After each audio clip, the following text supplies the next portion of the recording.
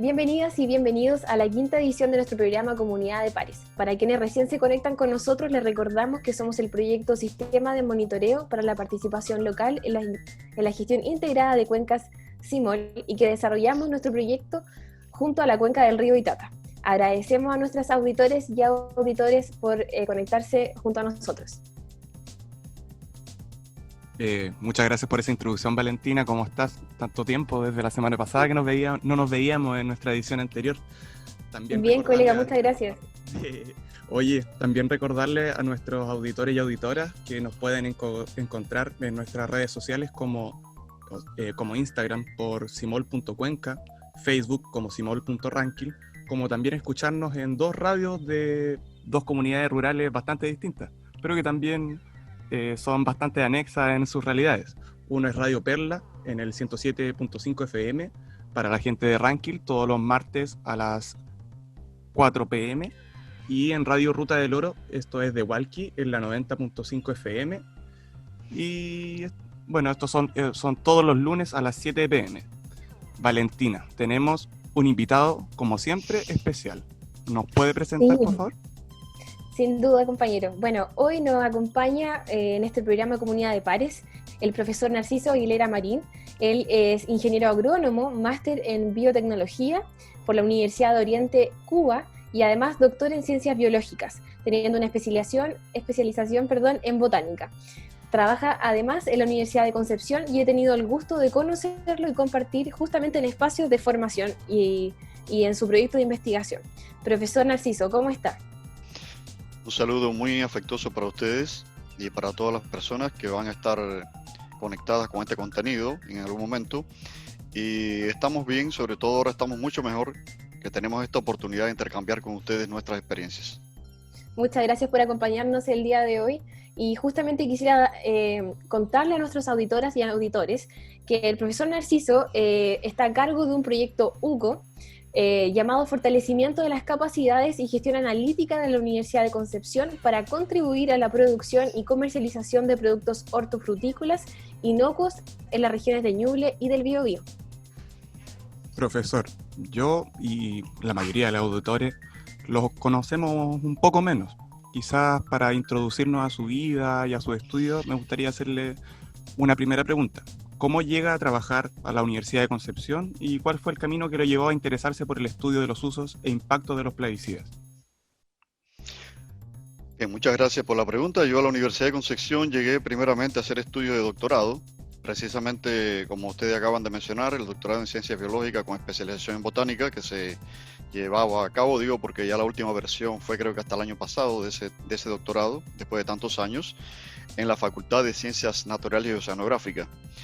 Y posteriormente, finalizando el doctorado, pues postulé a un cargo en la Facultad de Ciencias Forestales y tuve la dicha de poder obtener ese cargo y ahí estoy instalado hasta este momento. Es decir, que llevo varios años ya en la Universidad de Concepción, tanto primeramente como estudiante de doctorado y posteriormente ya como académico de nuestra universidad. Profesor, y en términos de su acercamiento a los plaguicidas, ¿ese fue un interés que nació en sus años como estudiante de doctorado o vio una posibilidad de investigación cuando ya estaba a cargo, digamos, como profesor en la facultad? Lo que pasa es que yo soy un producto de la Revolución Verde. Yo soy uno de esos tantos productos de la Revolución Verde, soy de esa generación que nació al alero, a la sombra de la generación verde, sobre todas las cosas, porque soy agrónomo. Incluso yo antes de ser agrónomo, yo primeramente estudié suelos y agroquímica, es decir, yo fui un individuo preparado para matar. Yo fui un individuo preparado para aniquilar todo lo que se moviera en el campo que no fuera de interés.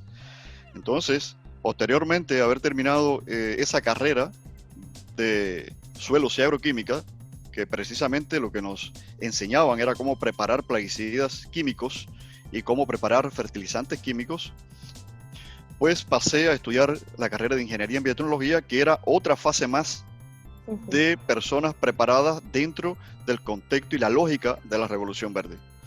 Pero en ese momento, en esos primeros años, todo parecía indicar para mí y para todos los que estábamos en este tipo de formación, de que estamos por el camino correcto. Ya la Revolución Verde había comenzado hace unos cuantos años atrás y por tanto había toda una tecnología y un desarrollo hasta ese momento que parecía que valía la pena preparar a los ingenieros, a los técnicos, a agrónomos enfocados a esa lógica de matar todo lo que no fuera de interés. Pero sin embargo, tuve la oportunidad de percatarme. Tengo que aclarar también que yo soy hijo de campesinos, yo soy hijo de productores y yo vi la Revolución Verde desde que nací, porque desde que yo nací veía a mi papá preparando algunos tipos de plaguicidas que se le comercializaban para aplicar a los cultivos. Y siempre me llamó la atención, porque también se comentaba de que era muy peligroso, existían envenenamientos, que ya esos envenenamientos eran bastante frecuentes en muchos productores y productoras y personas que consumían algunos productos contaminados por plaguicidas. Y siempre tuve esa pequeña interrogación al respecto. Ya después comienzo a tener más relación con algunos proyectos internacionales, trabajo con algunas organizaciones no gubernamentales y fui contratado por algunos proyectos, con el proyecto Mais Italia, con IVOS de Holanda. Tuve un proyecto que dirigí para Naciones Unidas durante alrededor de 4 años, el GEF de Naciones Unidas, y todo eso me permitió tener un acercamiento mucho mayor con las cuestiones que estaban sucediendo a causa de los plaguicidas. También conocí por primera vez en ese tiempo a Rachel Carson. Rachel Carson, es decir, la autora de Primavera Silenciosa, Silent Spring, que cumplió el día 27 de septiembre pasado, cumplió 58 años de haberse publicado Silent Spring. Y después de haber conocido Primavera Silenciosa, entonces con mucho más ímpetu me percaté de que tenía que cambiar esa lógica, tenía que sufrir una metamorfosis y me moví entonces hacia áreas de las agriculturas alternativas, como la agroecología específicamente, la agricultura orgánica. Y a partir de ese momento pues comienza todo ese tránsito hasta que finalmente acá en la Universidad de Concepción logramos obtener financiamiento para este proyecto UCU 1795, del cual precisamente Valentina ha sido parte de ese proyecto, ha trabajado con nosotros y ya es un proyecto que tiene alrededor de 3 años y ya tiene una historia que contar. Entonces se han creado todos esos precedentes y yo creo que ha sido gracias a esa metamorfosis. De lo contrario, seguiría siendo el mismo producto que fui formado hace varios años atrás. Profesor, y en ese contexto, donde usted ha tenido la oportunidad de estar inmerso en el discurso de la Revolución Verde, de ver diferentes consecuencias, también motivaciones a raíz de la Revolución Verde. Pero para que nuestros auditores quizás puedan estar más conectados con la conversación, ¿podría usted contarnos la llegada de la llamada Revolución Verde en América Latina y contarnos, por ejemplo, cómo esta se implementó y qué cambios se han producido producto de su llegada en los campos, por ejemplo, y en específico en la región de Ñuble? Nosotros sabemos, ¿cierto?, de las consecuencias quizás de la Revolución Verde, pero sería ideal si usted nos puede comentar. Todo comenzó con una historia muy larga que tiene alrededor de 80 años y comienza un poco más de 80 años en realidad, porque la Revolución Verde comienza alrededor de los años 1920, sus primeros indicios, sus primeras semillas de la Revolución Verde, independientemente que ya en la década del 40 del siglo pasado es que comienza a patentarse mucho más, a hacerse más patente. Pero tenemos aquí en esta historia que recordar a alguien que fue Rudolf Steiner, este filósofo austriaco que fue el padre de la agricultura biodinámica y que él se percató muy tempranamente de las posibles situaciones que podían ocurrir una vez que finalizara la Primera Guerra Mundial. Porque en la Primera Guerra Mundial había un despliegue tecnológico que se había desarrollado por las grandes potencias que estaban implicadas en esa Primera Guerra Mundial, y él tenía la sensación, ese sentido, de que algo iba a suceder con todo ese con todos esos implementos y con toda esa tecnología una vez que finalizara la Segunda Guerra Mundial, porque esas empresas no iban a perder ese dinero. Y él veía como la agricultura podría ser la puerta más cercana a que se transfiriera toda esa tecnología al desarrollo agrícola. Y por eso es que él desarrolla la agricultura biodinámica, buscando agriculturas alternativas, porque se imaginaba lo que venía.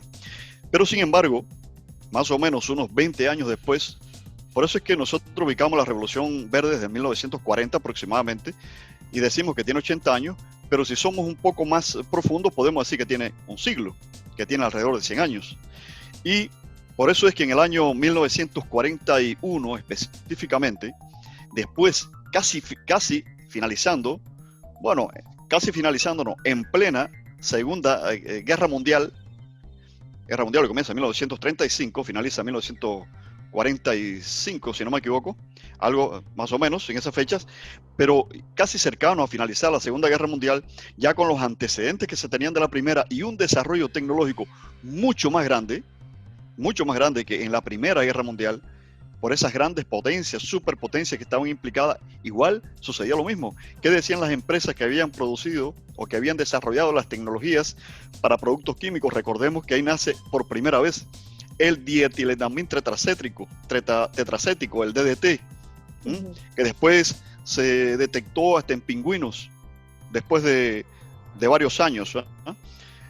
Y eso da la medida de lo perdurable que podía ser este producto en el tiempo y en las aguas sin que se descompusiera completamente, porque nadie fue a aplicarle a los pingüinos allá. Ese llegó ahí por todas las corrientes subterráneas, en fin. Pero ese DDT que había sido utilizado para eliminar los ectoparásitos a las tropas, recuerden que las tropas se pasaban tiempo sin bañarse, no se podían bañar. Y comenzaron a ser atacados por piojos y por otros ectoparásitos que había que eliminar. Y esas grandes superpotencias, tenían laboratorios para producir todos estos productos químicos. Perfecto. Pero ahí estamos hablando de productos químicos, estamos hablando del DDT como el pionero de ellos. Pero también había una industria desarrollada para la fabricación de tanques de guerra. ¿Y qué es lo que se parece más a un tanque de guerra? Un tractor, una máquina cosechadora, etc. Y además de eso, se había comprado una gran cantidad de metales, de minerales, para producir esa maquinaria pesada. No era muy difícil hacer una transformación de maquinaria de guerra a maquinaria agrícola. Incluso la maquinaria agrícola podría ser menos compleja que la propia maquinaria de guerra y menos costosa que la propia maquinaria de guerra. Y además de eso, tenía otra ventaja, que iba a conseguir dividendos. La otra se perdía, se destruía, estaba hecha para matar, no era bien mirada por el mundo, pero la otra sí. Por eso es que fíjate que hay una lógica ahí. Hay una lógica donde nos vendieron a la Revolución Verde como la solución del hambre del mundo. Y por eso es que hay un video de YouTube que yo invito a todas y a todos, creo que por lo menos tú lo viste, Valentina, que yo titulé, está en mi canal de YouTube, que pueden entrar con Narciso Aguilera Marín, mi canal de YouTube, y pueden ver un video que se titula Las trampas de la Revolución Verde. Ahí pueden ver a nivel de detalle, pueden revisar toda esta información, que es muy impresionante. Pero en el año 1941, dos grandes de ese momento, el vicepresidente de Estados Unidos, Henry Wallace, y el presidente de la Fundación Rockefeller, Raymond Fosdick, se reúnen, luminarias, terminándose casi la Segunda Guerra Mundial, y se ponen de acuerdo en cómo desarrollar una agricultura que precisamente pudiera ocupar todo este gran desarrollo tecnológico. Es por eso que el presidente, especialmente de Rockefeller, Raymond Fosdick, invita a Norman Ernest Borlaug, que este es un agrónomo, un fitopatólogo y genetista norteamericano, muy prestigioso ya en ese momento, para que comenzara a desarrollar un programa de mejoramiento genético de maíz y de trigo. Y esto se forma un equipo de trabajo liderado precisamente por este señor Norman Ernest Borlaug, y finalmente termina obteniendo un premio Nobel el Nobel de la Paz, por haber salvado supuestamente a 1.000 millones de personas de la hambruna. Y desarrollan el llamado CIMIT, este centro de investigaciones de mejoramiento genético del maíz y el trigo, que está ubicado en México, que todavía existe con ese mismo nombre y todo. Ellos fueron los fundadores y comenzaron a producir plantas mejoradas por medios convencionales que existían en aquellos momentos, por los sistemas de pedigrí, mejoradas de maíz y trigo, y este maíz y trigo precisamente pues se difundió por todo el mundo. Entonces cuando se pregunta, bueno, ¿cómo llegó a América Latina? No, es cómo llegó al mundo. porque no solamente llegó a América Latina, llegó a Asia, llegó a la India específicamente, llegó a los países donde había ese desastre bélico producido por la guerra y que era donde había hambre, porque la lógica fue, el mundo tiene mucha hambre, y como el mundo tiene mucha hambre, incluso este señor obtiene un premio Nobel de la Paz, pues hay que establecer tecnologías determinadas que resuelvan el problema del hambre del mundo. Pero el mundo no tenía mucha hambre. Eran apenas 2.600 millones de personas en el año 1940 los que vivían en el planeta. Hoy somos 7.700 millones. El mundo no tenía mucha hambre. Tenían mucha hambre países que habían estado implicados, y no todos los países que habían sido bombardeados directamente por la Segunda Guerra Mundial y que, por supuesto, tenía un fragmento de la población gigantesco que estaban pasando por una situación de hambruna, por esa situación. Y otros países, de África específicamente, que habían tenido periodos de sequía cíclicos, y esos periodos de sequía pues habían traído como consecuencia hambre. Pero no era un hambre en el mundo. Lo que había era que justificar eso, sencillamente. Y esos son los inicios de la Revolución Verde. Y su desarrollo durante todos estos años. Y llega a todos nuestros países casi al mismo tiempo, incluyendo Chile. Profesor, hemos recorrido muchos conceptos interesantes y hemos mezclado también muchas disciplinas al mismo tiempo, desde la historia, cómo se enfrenta el colonialismo, la pérdida de biodiversidad, todo en un gran pack que nos deja bien perplejos también. Me gustaría tratar de profundizar en algunos conceptos para entender en el estudio que usted está haciendo en este momento también. Si nos podría introducir un poco en lo que es la agroindustria de especies vegetales y qué consecuencias tiene esta en la vida y en las otras especies también que que están alrededor de ella. Ya. En el caso de la agroindustria es una consecuencia de la Revolución Verde. Cuando se comienza a desarrollar toda esta tecnología, comienza a desarrollarse la agroindustria. E incluso se llama agroindustria precisamente por eso, porque hay fábricas completas que se dedicaban en línea a producir maquinarias agrícolas, otras se dedicaban en línea a producir productos químicos, y así sucesivamente, y se hizo un consumo gigantesco de combustibles fósiles en ese momento, y también comenzó la agricultura a ser un gran contaminador, no solamente por los productos químicos, sino también por la cantidad de emisiones de gases al medio ambiente, y que en ese momento todavía no existía con claridad el tema de la capa de ozono, ni había la preocupación que existe hoy en día. Claro, ahora, la agroindustria, no podemos decir tampoco de que todo ha sido malo, ¿no? Yo estoy haciendo una crítica acerca de la Revolución Verde, porque la Revolución Verde merece también una crítica. Ya han sido demasiadas las alabanzas que ha tenido, y yo creo que llega un momento en que también hay que decir las críticas que corresponden. Ahora, la agroindustria nosotros la tenemos muy de cerca, porque cada vez que nosotros vamos a un supermercado estamos siendo parte de la lógica de la agroindustria. Cada vez que nosotros compramos algún tipo de producto alimenticio, empaquetado, procesado, estamos siendo parte de la agroindustria. Es un proceso que no es nuevo tampoco. Prácticamente desde que existe la agricultura ha existido una industria, una pequeña industria, aunque fuera rudimentaria, porque bueno, se exacerbó a partir de los años 1940 hacia acá.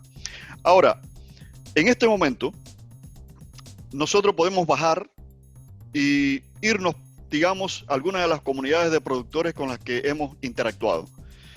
Y en esas comunidades de productores, ¿qué vemos? Bueno, vemos que siguen aplicando productos químicos.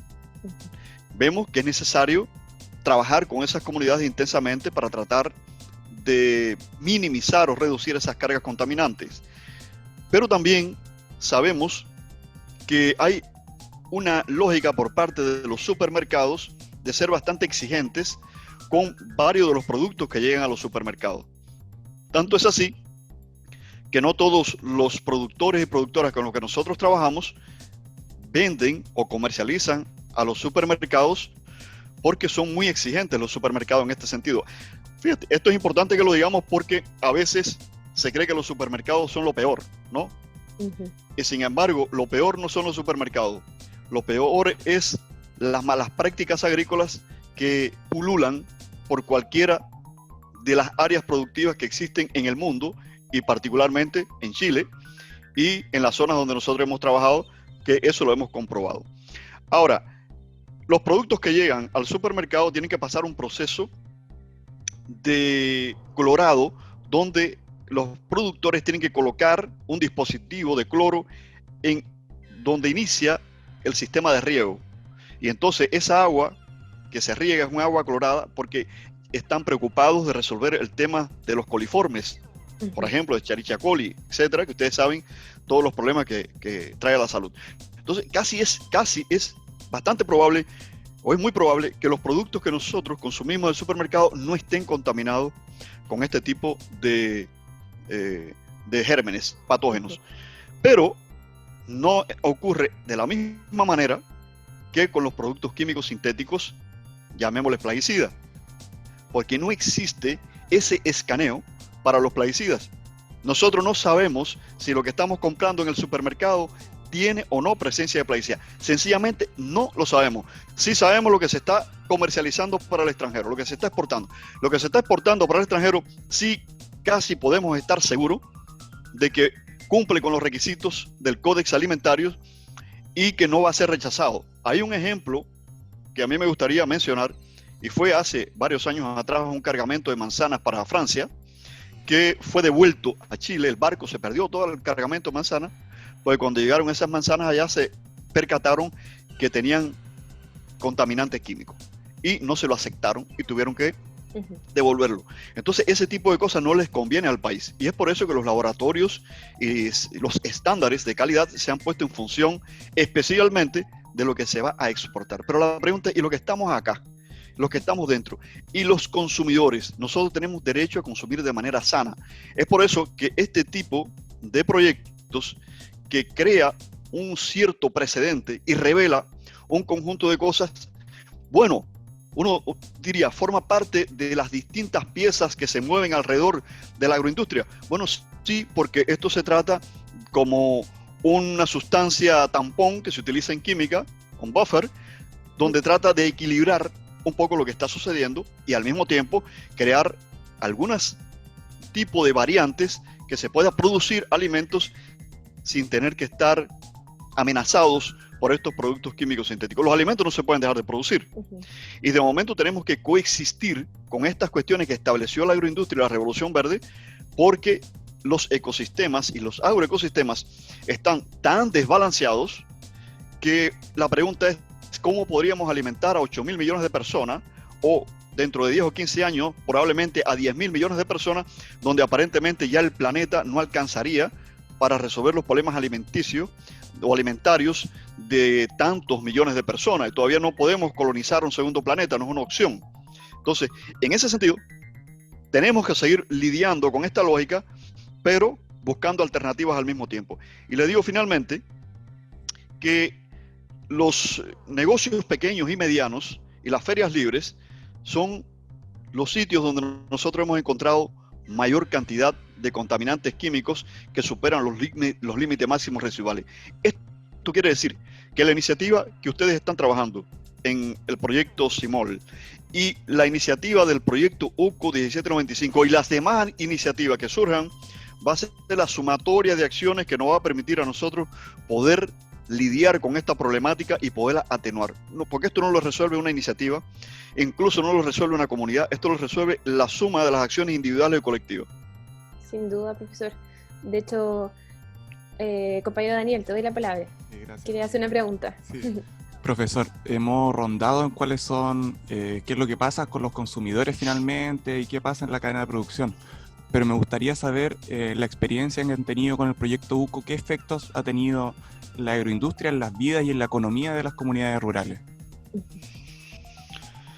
Bueno, las personas que trabajan en la agricultura definitivamente viven de eso. Aquellas personas que comercializan a los supermercados, ese es un medio de ingreso. Aquellas personas que comercializan en las ferias libres, que comercializan en los negocios de barrio, que comercializan en su propia casa, que comercializan desde su camioneta cuando salen a distribuir y a vender por un sitio o por otro, es un medio de ingreso. Por tanto, el impacto económico, si vamos a hablar de economía, el impacto económico en su vida es muy importante. Pero también desde el punto de vista de salud hay un impacto detrás de todo eso. Hay elementos antropológicos que son necesarios poder visualizar con todos los matices y los colores que eso lleva.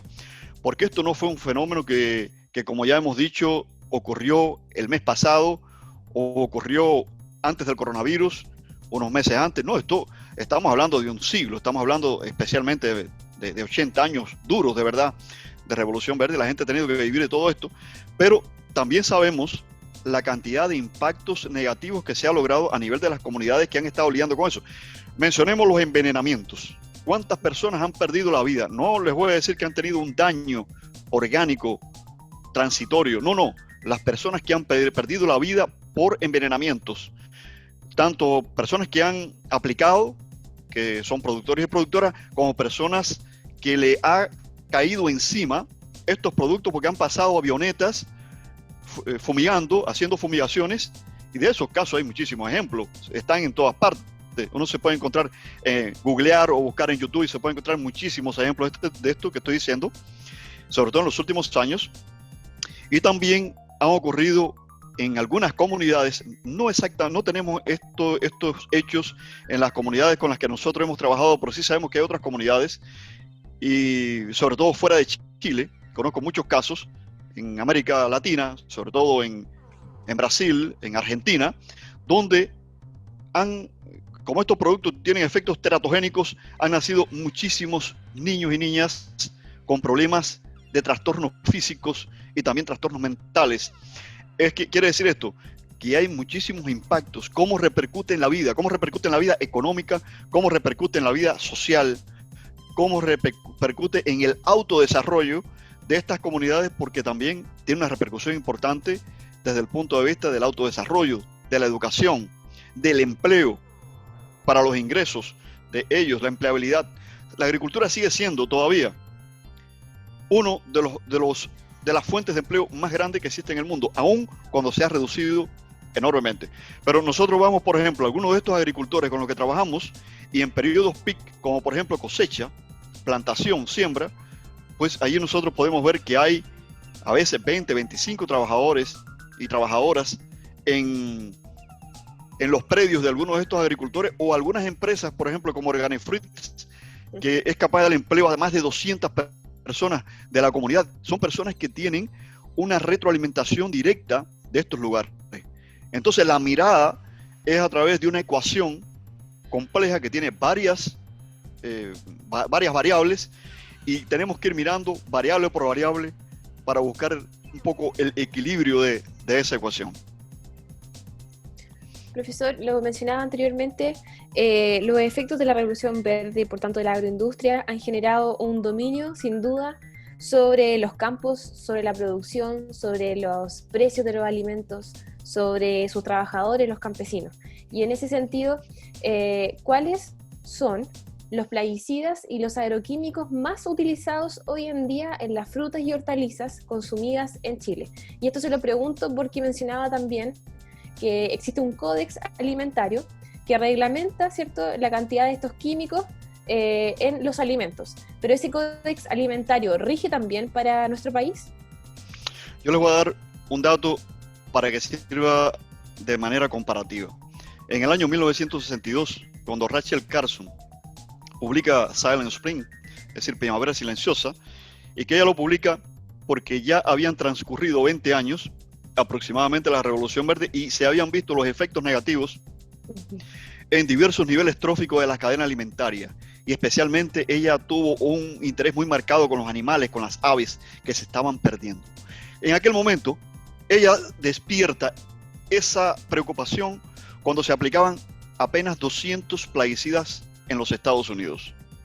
Sin embargo, en Chile, en este momento, se aplican 1.250 plaguicidas que están autorizados por el Servicio Agrícola Ganadero. Y estos son datos actualizados de hoy. Este dato que le estoy dando son datos actualizados de hoy. Por ejemplo, de la serie 1000, que son los insecticidas, se aplican 336. De la serie 2000, que son los fungicidas y bactericidas, 580. Y de la serie 3000, que son los herbicidas, 324. Un total de 1.250 plaguicidas. Nosotros, para decir, bueno, ¿cuáles son los plaguicidas más importantes en el país? Es es un poco complejo poder responder esa pregunta cuando hay un arsenal tan grande de productos químicos como los que le he dicho. Ahora, de que haya algunos que sean más conocidos por otros, sí. Por ejemplo, yo pudiera referirme al glifosato, porque el glifosato ha sido un escándalo mundial.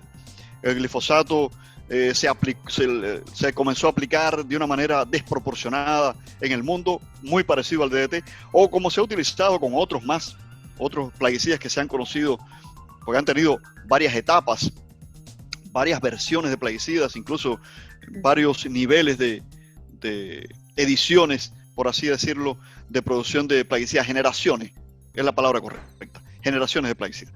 Pero de acuerdo a lo obtenido por el proyecto nuestro, frecuencia alta de plaguicidas que hemos obtenido con el proyecto UCO 1795, yo tengo que mencionarle en el caso específico de hortalizas y de frutas, en el caso de insecticidas, el y le voy a mencionar por su producto activo. ¿Y por qué por el producto activo? Porque por el producto comercial puede aparecer con diferentes tipos de nombre y sigue siendo el mismo, ¿no? En el caso de insecticida, etiofencard y ciromacina. En el caso de herbicidas, la metribuzina, el linurón. En el caso de fungicidas, el triticonazol, carbendazima, el propiconazol. Pero sin embargo, voy a aportar otro dato que son las proporciones. Por lo general, las proporciones de fungicidas es de un 50% en la frecuencia que obtenemos de plaguicidas detectados por plaguicidas contaminando, un 50% y un 25% del resto, es decir, de insecticidas y de herbicidas. Pero estamos rodeados, definitivamente, ¿no? Tenemos un arsenal para que no estemos tranquilos por esta cantidad que se aplican. Y aquí yo noté un dato de los prohibidos, porque a todas estas estamos hablando aquí de los que están autorizados por el SAC, ¿no? Pero hay un dato actualizado al 22 de julio del 2020 de 34 plaguicidas que ya no se aplican, no están autorizados. 34 plaguicidas no están autorizados a que sean comercializados y aplicados en el país, pero hay un periodo de 2 años, que es un periodo de gracia, es decir, la ley sale el 22 de julio del 2020. Pero como hay plaguicidas en almacenes y en tiendas que se dedican a comercializar estos productos, bueno, van a estar comercializándose hasta que se terminen, hasta que finalicen. Es decir, están prohibidos, se sabe que son mal, que no convienen, que son altamente persistentes, que son muy tóxicos, pero bueno, están en las tiendas, están ahí, hay que terminar de comercializarlo. Y bueno, ¿cuántas personas podrían ser afectadas en esos 2 años hasta que se comercializan estos plaguicidas? Esas son las lógicas que a veces entre la economía y el proteger a la población no hay una armonía ni una responsabilidad lo suficientemente grande. Y para finalizar esto, hay un par de datos que también quisiera decirle. En el caso del insecticida etiofencard, ese insecticida está prohibido en Chile desde el año 2002. Y en el caso de metribuzina, está prohibido en Chile desde el año 2015 y nosotros lo hemos estado detectando. Los productores dicen que no lo han aplicado. Entonces, probablemente si eso es cierto, lo más probable es que esté residente en el suelo o que esté presente en el agua y entonces se está aplicando de manera pasiva. Como hemos detectado también a otros plaguicidas que se aplican y probablemente se están aplicando de forma pasiva. Entonces tenemos 2 grandes problemas: los que se aplican de manera activa y los que se aplican de manera pasiva. Sobre los que se aplican de manera activa tenemos la posibilidad de trabajar con los productores, de capacitarlos, etcétera, y minimizar. Ahora, los que se aplican de manera pasiva son un problema mucho mayor, porque ya esos están contaminando los suelos, las aguas, los sistemas de riego, los equipos de trabajo, los implementos, y no se sabe que se está aplicando de una manera consciente, pero sin embargo se están aplicando. De esto es también una historia que merece investigación, que merece trabajo, en fin. Profesor, y volviendo a la pregunta del Códex Alimentario, me queda una duda en particular con este libro, por decirlo de alguna manera, este manual. ¿Nuestro país cuenta con uno propio? Me imagino que los mercados, ¿cierto?, y los diferentes países en desarrollo y en vías de desarrollo tendrán cada uno de ellos un análisis propio y investigaciones propias que aseguran cuáles de estos plaguicidas o de estos químicos están permitidos y cuáles ya no. ¿Chile está actualizado en términos de estas investigaciones? ¿Nos regimos por un códex alimentario propio? Chile tiene una propuesta de códice alimentario que no ha sido aprobado como se presentó, y eso se presentó ya hace algunos años atrás. Sin embargo, ese códex tiene un cierto valor de referencia que se utiliza en el país, pero además de eso, nosotros nos hemos estado rigiendo por el Códice Europeo y el Códex de la FAO. La FAO tiene, es decir, la Organización de las Naciones Unidas para la Alimentación y la Agricultura, tiene un códex alimentario, y creo que la propuesta del Códex de Chile se sustenta en esos códex alimentarios. Esto quiere decir que Chile no está perdido en esto completamente. Hay otros países de América Latina que sí tienen una situación mucho más compleja, como el caso de Brasil, por ejemplo, y otros. Pero sí hay un códice alimentario de referencia, y entendamos que el códice alimentario desglosa por cada uno de los cultivos y por cada uno de los productos químicos sintéticos cuál es la máxima concentración de elementos de este tipo que puede encontrarse en los productos, de residuos de este tipo que puede encontrarse en los productos, para que eso, expresado en gramos por kilogramo de masa fresca, o en miligramos por kilogramo de masa fresca, para considerar de que esas concentraciones pueden estar por debajo de los límites máximos residuales, o si supera los límites máximos residuales, no estarían aptos para el consumo humano. Bien, pero eso varía de un producto a otro, varía de una especie a otra, y sin embargo también varía de un continente a otro, lo que a mí me resulta sumamente curioso. Porque, por ejemplo, para algunos productos específicamente, en Europa se requiere un códex, los límites máximos residuales son, por ejemplo, de 0,001 miligramos por kilogramo de masa fresca. Y sin embargo, para América Latina es 10 veces casi el superior.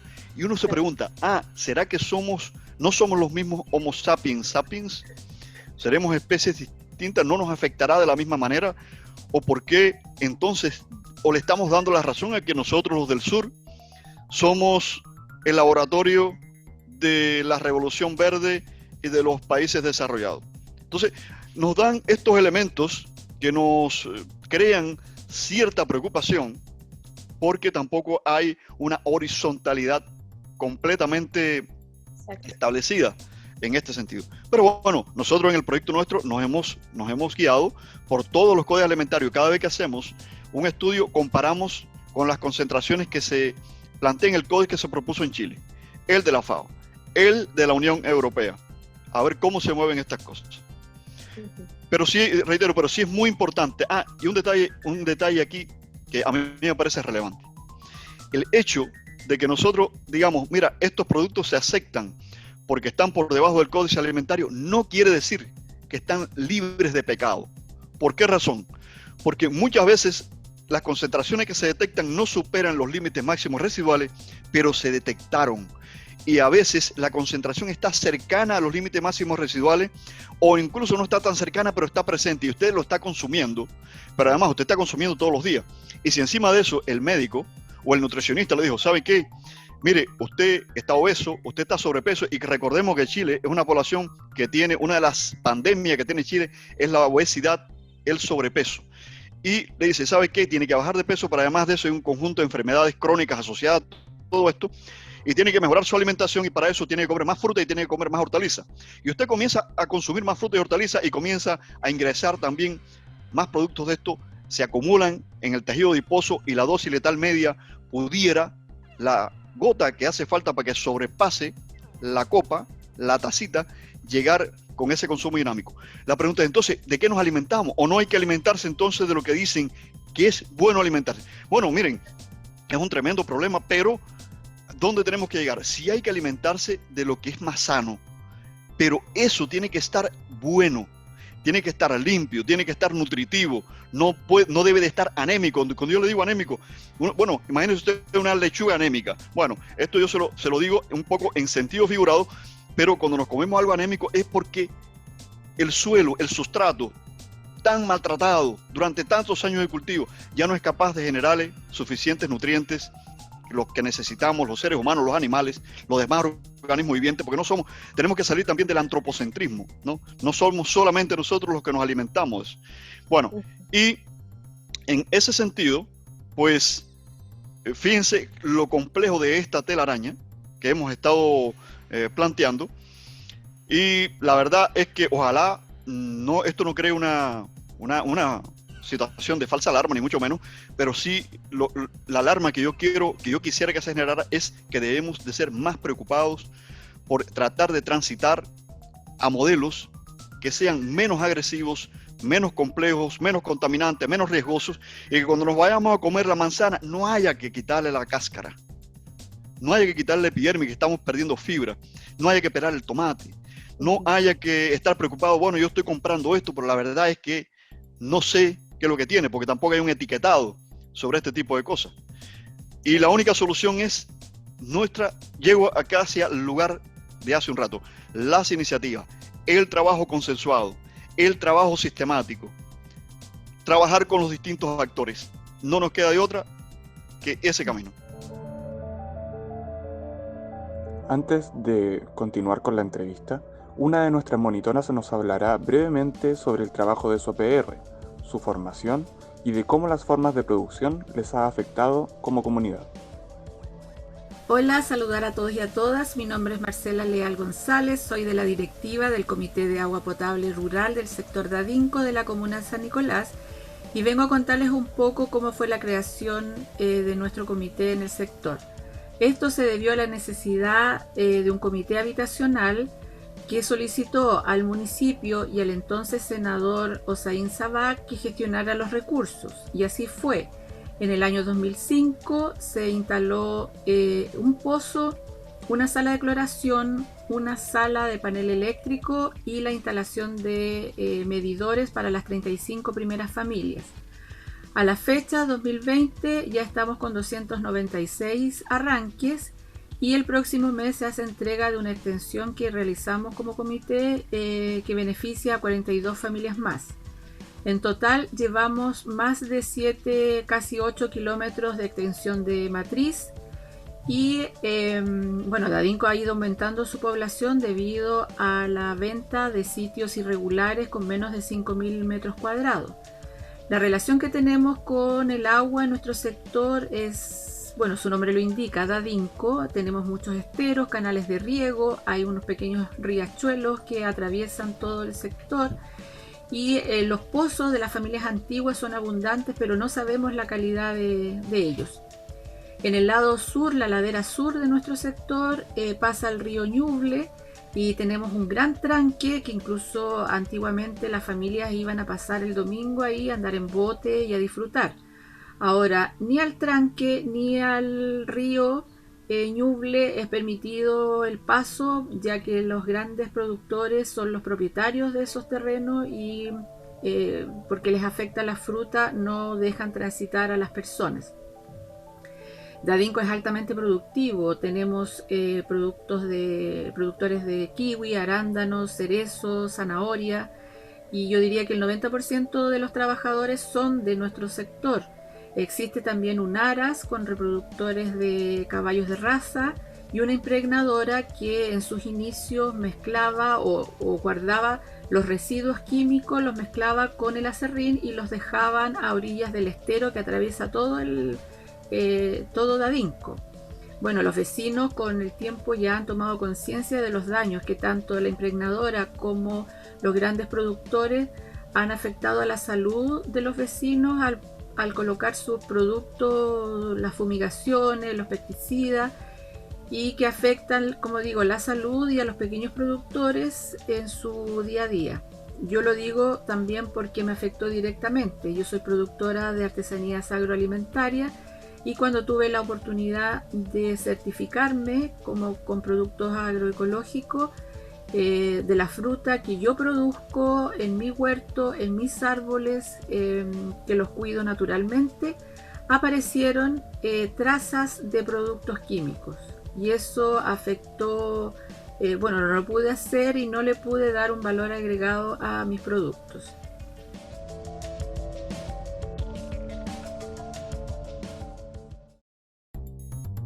queremos agradecer a Marcela, quien nos ha dado un ejemplo claro de cómo, sin duda, las formas de producción han afectado en cómo nos desarrollamos como sociedad y como humanos en general, tanto en la industria de los alimentos vegetales como la carne, incluso el agua, también los espacios que se dedican más a la extracción de minerales y, bueno, en general casi todas las fuentes de extracción.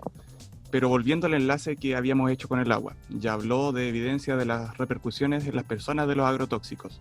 Bien lo retratan también algunas investigaciones de, por ejemplo, Andrés Carrasco en Argentina con los agrotóxicos de la soya. Pero volviendo al apoyo que tratamos de dar a las comunidades, ¿cómo podemos medir de forma simple los efectos de estos agrotóxicos antes de que nos afecten, si es que no nos están afectando ahora? En otras palabras, ¿cómo podemos realizar indicadores o bioindicadores más simples y cómo los podríamos desarrollar? Bien, la pregunta muy interesante, Daniel.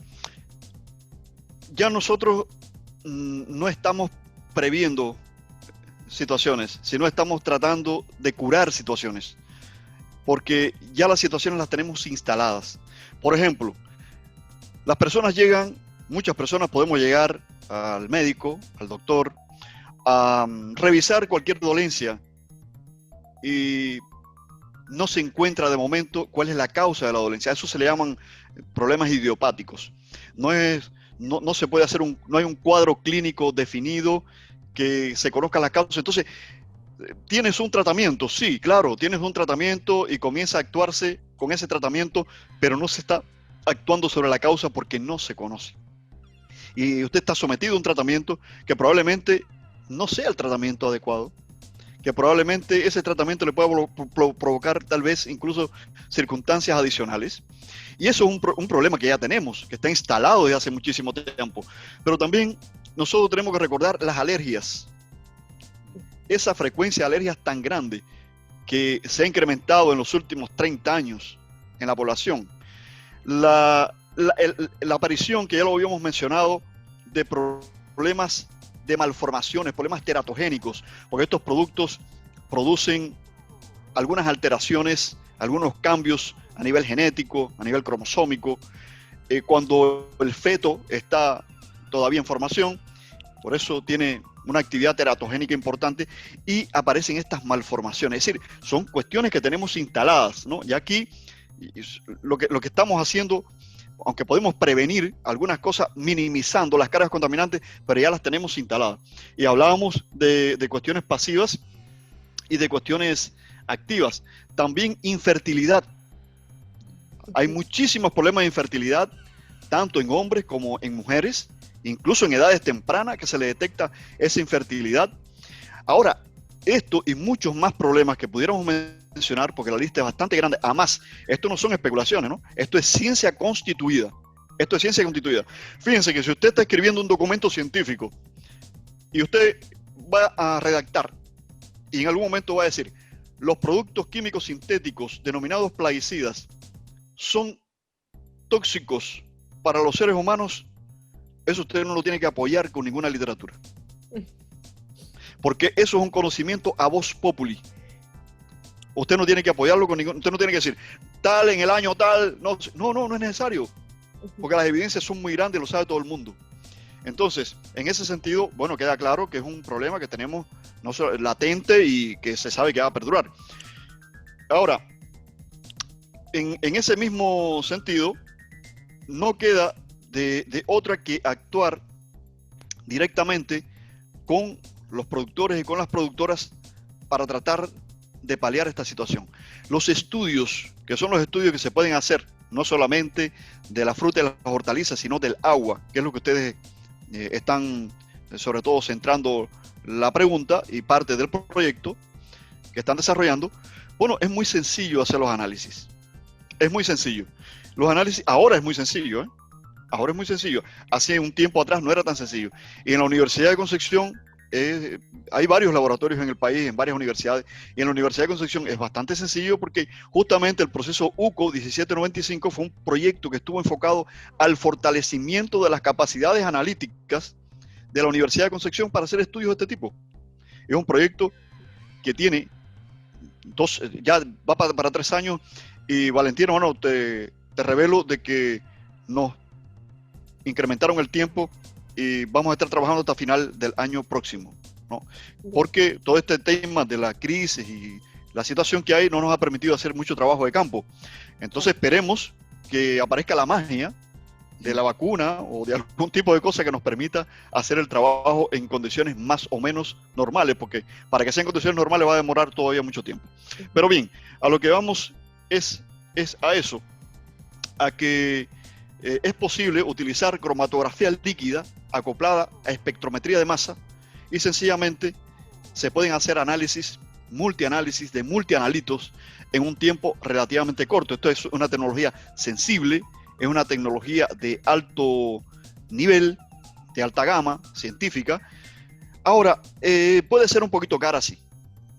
Puede ser un poquito cara. Ahí es donde tenemos el detalle, porque tenemos que trabajar generalmente con set de estándares y los sets de estándares plaguicidas no son baratos. Realmente no son baratos. Nosotros, gracias a este proyecto, pudimos comprar los sets de estándares. Trabajamos con un set de 206 plaguicidas y pudimos hacer todos estos análisis. Pero un equipo de investigación que quiera, que tenga el amor, que tenga el alma puesta en estudiar esto, que esté emocionado por estudiar esto y no tenga plata, no lo puede hacer. Lamentándolo mucho, no lo puede hacer porque se necesita poder pagar esos kits, esos sets de estándares. Pero la metodología está, los equipos están, el personal preparado está, la rapidez de obtener resultados también está. Lo único que hace falta es un poquito de financiamiento. Profe, una pregunta, pero también poniéndolo al día un poco en la situación que hemos vivido con nuestras monitoras y monitores a través de este programa en línea CIMOL. Una de ellas nos relataba que ella se dedicaba más bien hasta ese momento a la agricultura familiar campesina.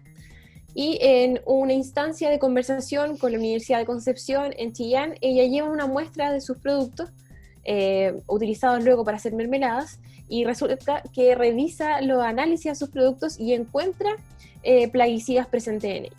Ella se sorprende porque justamente bajo su concepción de la producción el uso de líquidos, ¿cierto?, de químicos no era una práctica de ella.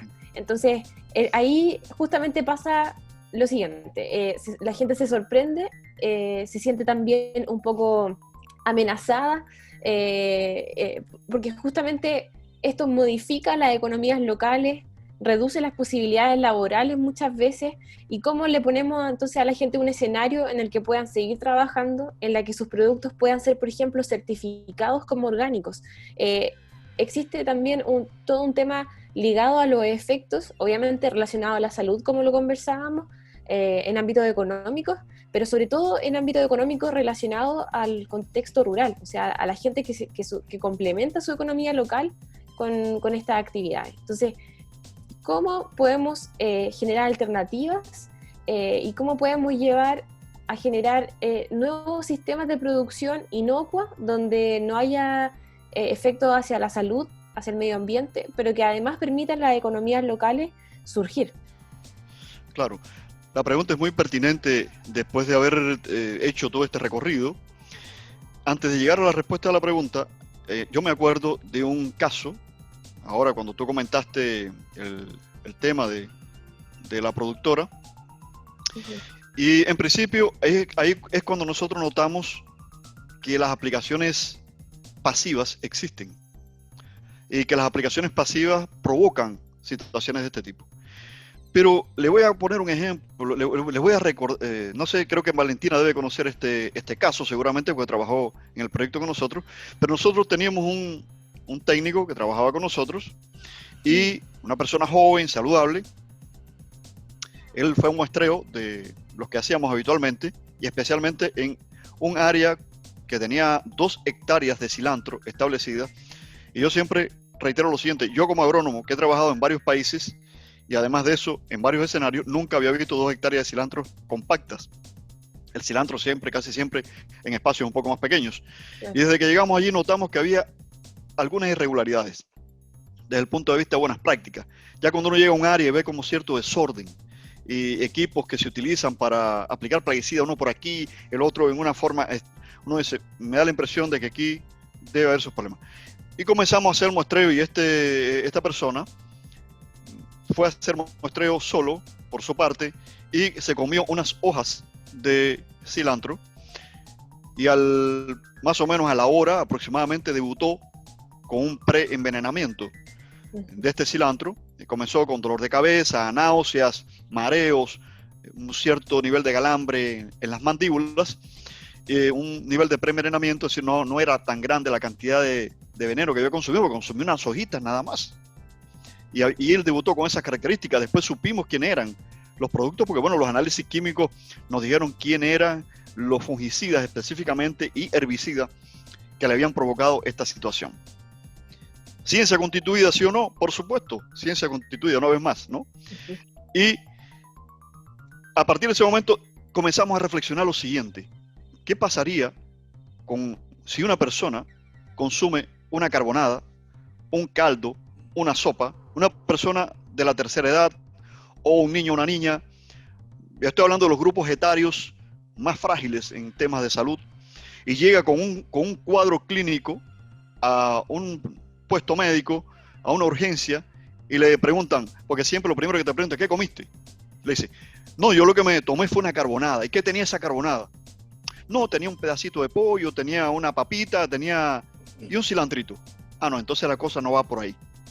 Es la primera reflexión. Una carbonada que tenga un pedacito de pollo, una papita y un cilantrito. No va por ahí la situación. Sin embargo, sí va por ahí la situación. Porque el cilantro lo tenía.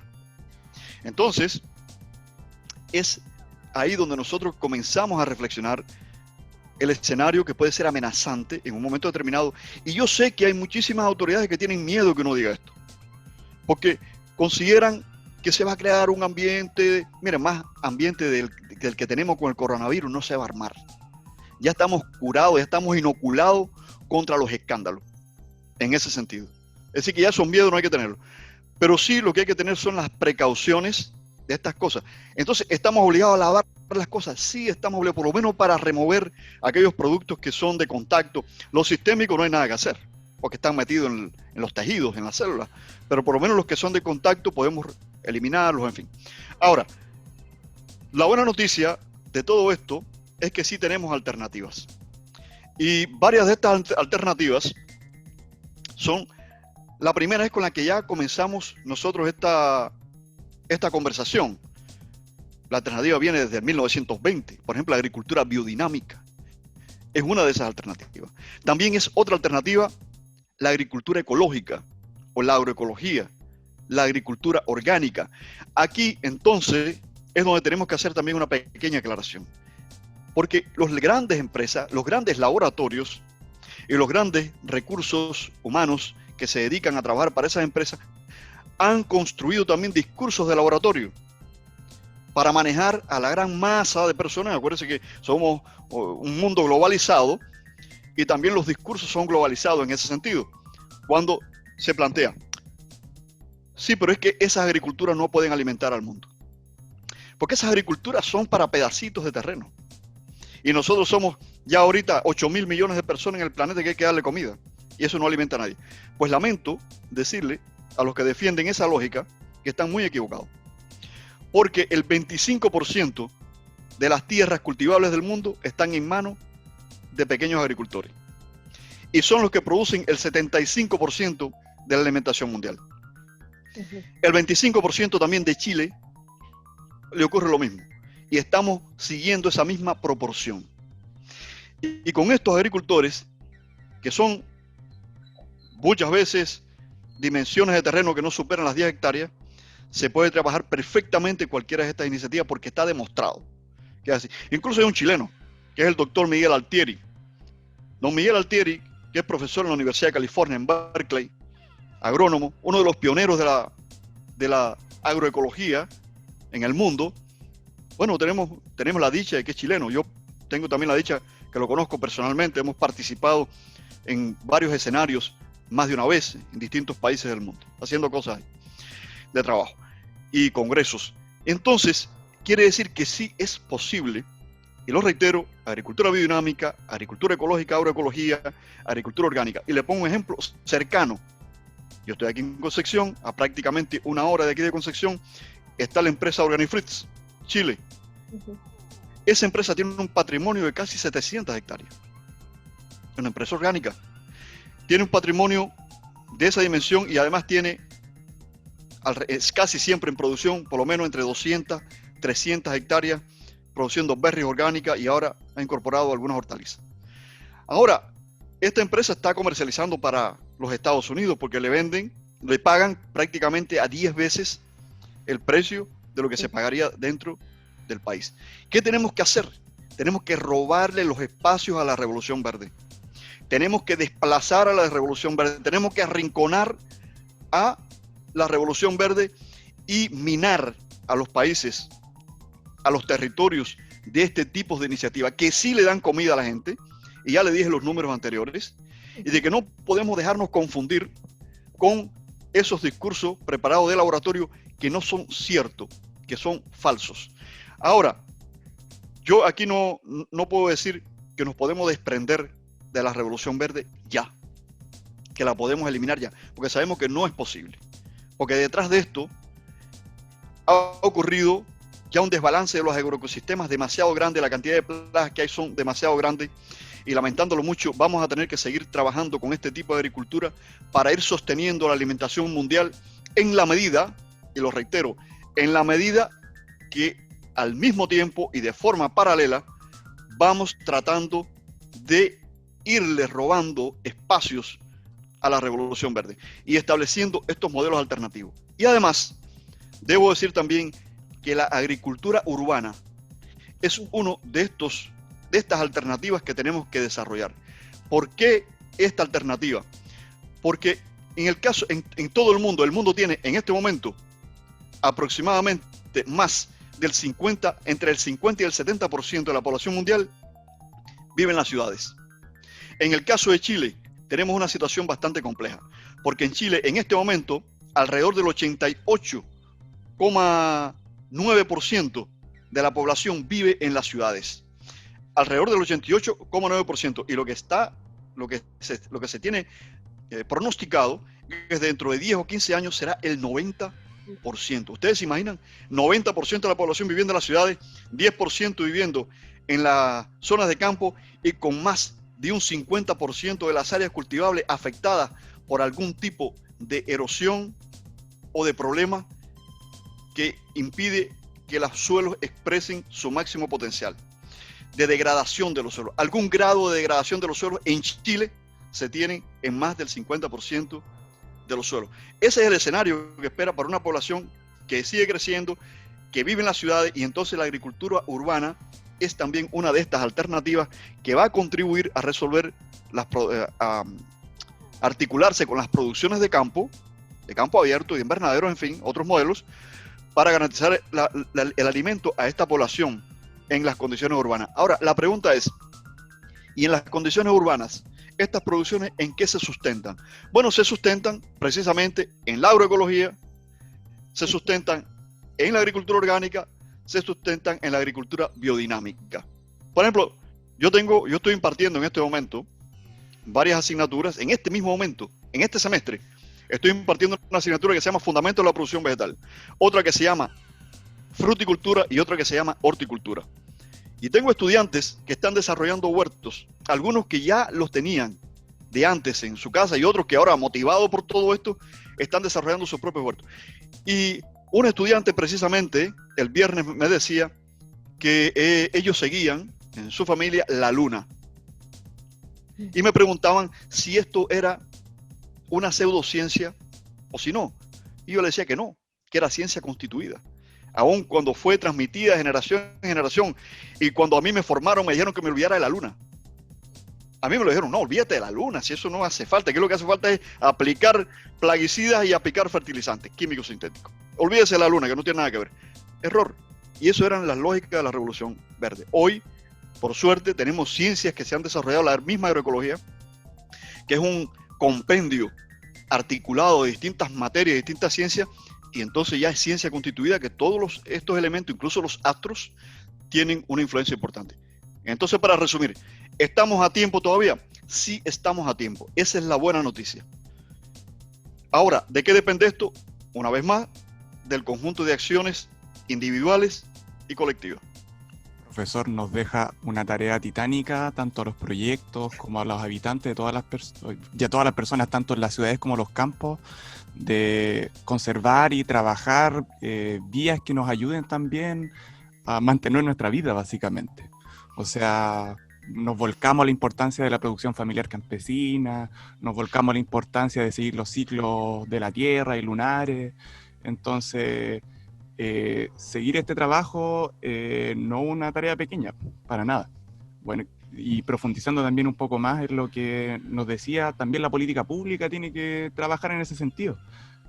El año pasado se inauguró, no, el año antepasado, disculpen, se inauguró el Plan Araucanía, no sé si se acuerdan de él, que esta migración de la agroindustria del Valle Central a la provincia de Arauco y a la región de la Araucanía. Quizás la lógica que debiera imperar sería lo contrario, que ¿cómo se puede decir? Este límite que hay de tierra cultivable debiera ser mejor hacia el norte y no empeorar lo que tenemos hacia el sur. Y por lo tanto necesitamos que todas las comunidades y todos los habitantes de estos territorios nos pongamos las pilas. Con esto quiero cerrar porque también tenemos un tiempo límite, agradecer su participación y también el de mi compañero, obviamente, porque estamos aquí un día casi feriado trabajando. Así que muchas gracias y Valentina, te dejo la última palabra. Sí, Daniel, muchas gracias. Creo que resume muy bien la difícil misión que nos queda por delante, pero también hay que tomar el aspecto positivo, sabiendo que todavía podemos organizarnos, todavía podemos generar diálogos y maneras alternativas de producción y de conocimiento. Es por eso que mencionar que los saberes locales y el diálogo y la construcción de gobernanza territorial es tan importante justamente para poder enfrentar esta titánica misión que nos queda.